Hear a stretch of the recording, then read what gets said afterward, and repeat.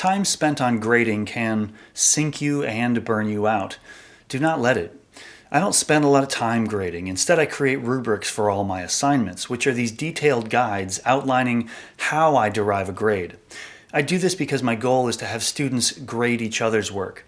My philosophy in every classroom is make the students do as much work as possible.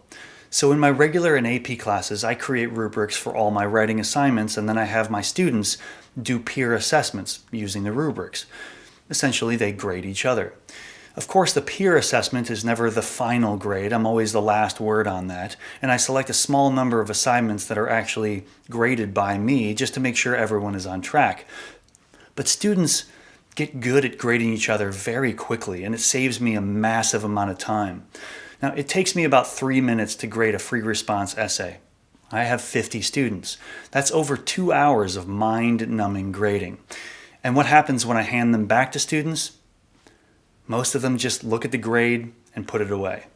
That is not a good use of 2 hours. Alternatively, I can spend 10 minutes of class time and have students grade each other's work using the rubric. There are 2 benefits for them. First, it gives students yet another opportunity to engage with the content as they take on the role of the teacher.